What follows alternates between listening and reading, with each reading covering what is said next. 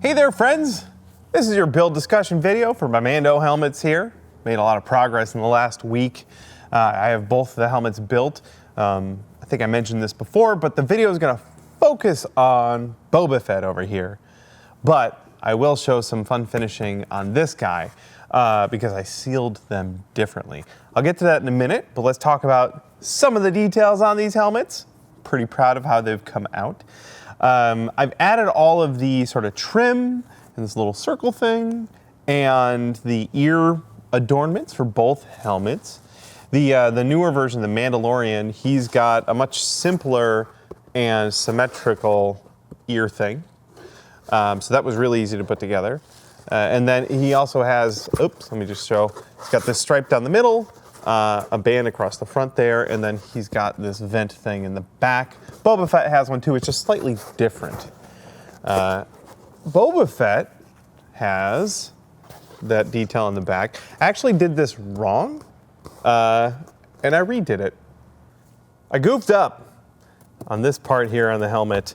I was looking at, the only real good image I had was of the back of it here, and from that straight on shot, I assumed that these parts protruded from the helmet when in fact they are concave. They are recessed into the back of the helmet. So I have to redo this part. Now in the final video, you won't see any of that. We're just going to show the final thing.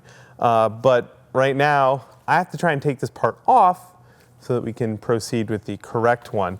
I have some barge thinner, and that works great to pull pieces off that have been glued down with barge.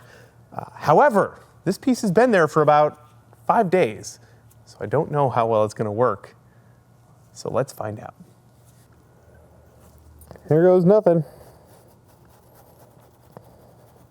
I'm going to work at this corner here and see if we can get that to come up. Looks like it.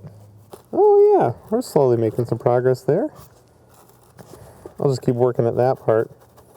This is, it's working. It's taking a while, a lot longer than normal with fresh barge. And the quick seal I put in there is definitely getting ripped up and dissolved a bit.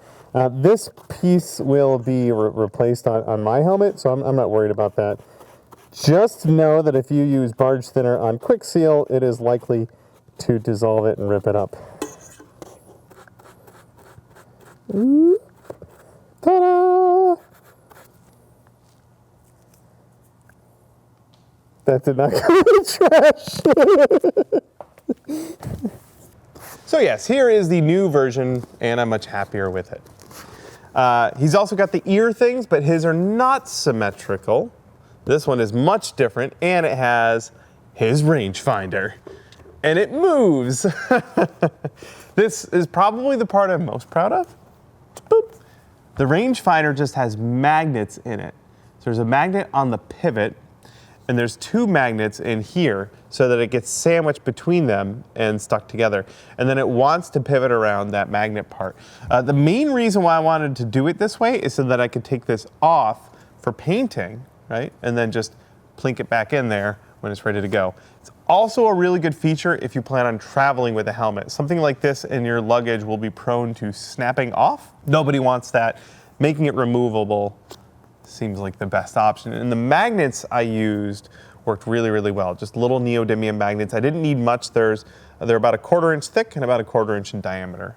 And that holds it nicely. And I can position it for the most part because it's got just enough friction, but it definitely stays up and stays down. Then the thing we did next on everything was sealing. And we did a couple of different methods. So this guy over here got Flex Bond, which I have never used before. It's a PVA similar to Mod Podge, although it is definitely different than Mod Podge. So far, my only experience has been with applying it, and it seems like it dries very quickly, especially compared to Mod Podge. That actually made it kind of tricky if you're trying to put a lot of this stuff on and you move on to one area and a part that hasn't been brushed yet starts to dry. It's a little tricky to brush that out and not have like edges on the edge of the blob of glue that you had on there. So you do have to work pretty quickly when you're applying this stuff. Now, when we work on this table here, there's a big fan directly above us. and we have airflow coming down, which makes this area really great for drying. But if you're working on something and air's blowing right on it, it could start to skin. This stuff forms like a pudding skin over the outer layer that starts to dry, and that's really hard to brush out. So if you're working with something like this and you have to work quickly like that, and you have a fan going, maybe if you can, point it away while you're working on it and then point the fan on it to let it dry once it's all been brushed out. But again, it turned out pretty fantastic. I can definitely see brush strokes here, but I am going to try and sand it. That'll be what I work on later today. We'll see how smooth we can get this. And I may end up adding another layer of this on top once I've done that sanding. Only time will tell. Over on The Mandalorian, I wanted to go for a much cleaner finish. Boba Fett's got a lot of weathering. We can hide a lot of our crimes with that. But The Mandalorian, super clean. So instead of using something like a PBA, I used epoxy. This is Epsilon Pro. It's a two-part, 2-to-1. Mix it together and brush it on, and then it cures. The main difference here is that it cures much more rigid and durable, and it's much easier to sand than something like a PBA glue, which even after it's dried is still a little bit rubbery. This guy we can refine to like a mirror finish if we want. I do think I'll need another layer. I'm definitely gonna have to sand it first. There are a couple of spots where I've got some drips going, like right there. Gonna have to sand that nice and flush. Then I'll probably have to brush another layer or two of the epoxy on. It really just depends on how much work I want to put into making this thing shiny. So we'll see after I sand it how much more of that I want to do for the result I want on this helmet. But so far it's looking really, really good. I can tell there's some spots where it's still kind of fuzzy. There's probably just a thin layer of epoxy on there. And when I sand it, it might sand right through it. And if that happens, I'll definitely have to put on some more epoxy. Same thing with this fella here. When I'm trying to sand some of these brush marks away, if I end up sanding all the way through the layer of whatever I use to seal it, that fuzzy foam spot that's left, there's no way to fix that unless you add more of your sealant on top of it. So that's gonna be my day later today. I've got a lot of sanding ahead of me, and I'm gonna take my time, try not to burn through a hole in my finish if I can, but it's probably gonna happen, and I'm probably gonna have to brush a little bit more of this on.